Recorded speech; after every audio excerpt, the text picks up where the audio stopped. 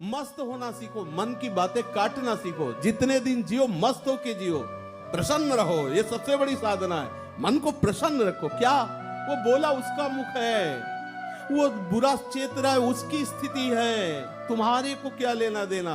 मस्त रहो यार। जीवन काहे के लिए? मस्ती के लिए, प्रिया प्रीतम के। अल मस्त, अरे इतने बड़े मालिक है, वो सब संभालेंगे। आनंदमय जीवन। अरे जितने श्वासें, जीना तो बराबर है नहीं, एक नियत समय है, तो आनंद से जियो यार। काहे को रो धो के उसने ये कह दिया, अरे कह ले, तो वो कह रहा है वो चाले। दूध में घी है पूड़ी बना के दिखाओ, नहीं बनेगी ना।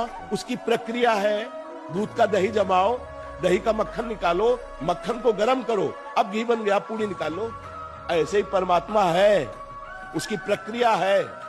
वो प्रक्रिया संत महात्माओं के समीप जाने से, उनके वचनों से, प्राप्त उपासना की क्रिया से, तब वो अंदर प्रकाशित हो जाता है। सबसे बड़ा मंदिर आपका हृदय है। बाहर घूम आओ और अगर अंदर के ठाकुर को नहीं पहचाना, यहाँ भगवान को नहीं देखा, कहीं नहीं मिलने वाला, और यहाँ देख लिया तो कुत्ते में भी वही दिखाई देगा।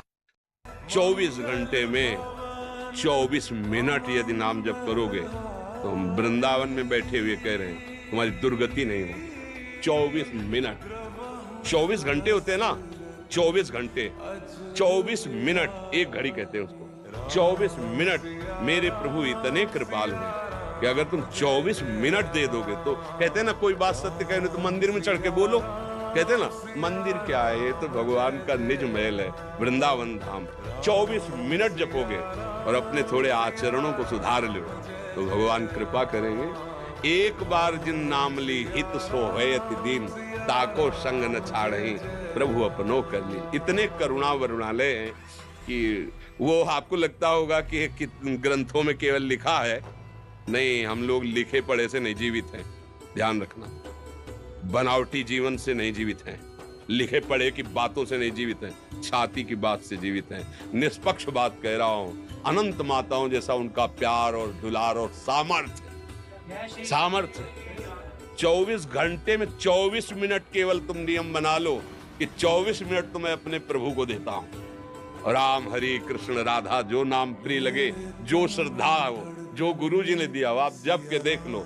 जैसे माँ जैसी महान और माँ जैसी सेवक त्रिभुवन में कोई नहीं। हम सोच करके मलिन होकर माँ के पास जाते हैं। दुनिया को मल पहले दिखाई देता, बाद में बालक, और माँ को पहले बालक नजर आता है, बाद में मल नजर आता है। वो अपने हाथ से धोती है, अपने वस्त्रों में लघुशंका करा के गीला भले सो जाए, तुम्हें सूखे पे सुलाती है। उसके जैसा महान और उसके जैसा सेवक, ऐसे गुरु तुम्हारे पापों को नष्ट करके, तुम्हारी दुर्बुद्धि का नाश करके भगवान के मार्ग में चलाता है। गाली दो तो भी उसमें थोड़ी था कि तुम श्रद्धा नहीं कर रहे, तुम्हारा मंगल नहीं, तुम गाली भी दो। सच्चे जो भगवान के प्रेमी जन होते वो जानते हैं इस समय इसकी बुद्धि बिगड़ी हुई है, भगवान इसकी बुद्धि को शुद्ध करेंगे, सतमार्ग में लाएंगे।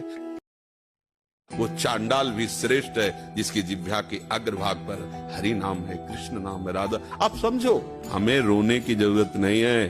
प्रेम में रोना अलग बात है, दुखों से रोने की जरूरत नहीं। अब हमें दुखों को रुलाना है कि अरे हमारा तो कोई प्रभाव इस पर पड़ता ही नहीं, वो रोए बैठ के।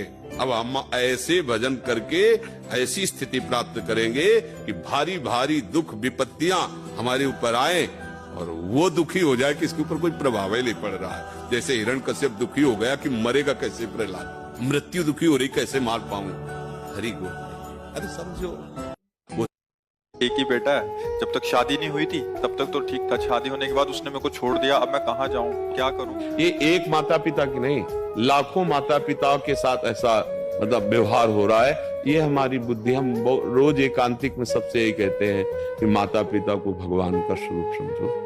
अब उसके कटाक्ष करने वाले बहुत, यदि पिता गंदा आचरण करता है तो कानून है, आप उसको समर्पित कर दो। लेकिन हम उनकी बात कर रहे हैं जो बूढ़े हैं, सैया से उठ नहीं सकते। अब तुम्हारी आवश्यकता है प्यार दुलार की, सेवा की, और आप उनको घर से बाहर कर दे। धिक्कार तुम्हारे जीवन को, जिन्होंने तुम्हारा पालन पोषण किया, 9 महीने गर्भ में रखा, उस माँ को। हमारा तो हृदय विचकित हो गया सुन करके। इसीलिए हम कहते हैं सबसे नाम जप करो, भगवान के सिवा दूसरा कोई अपना नहीं। जब तक स्वार्थ रहता है तब तक ये सारी दोस्ती, मित्रता, पुत्रों सब कोई किसी का नहीं, कोई किसी का नहीं। एकमात्र भगवान सबके साथ।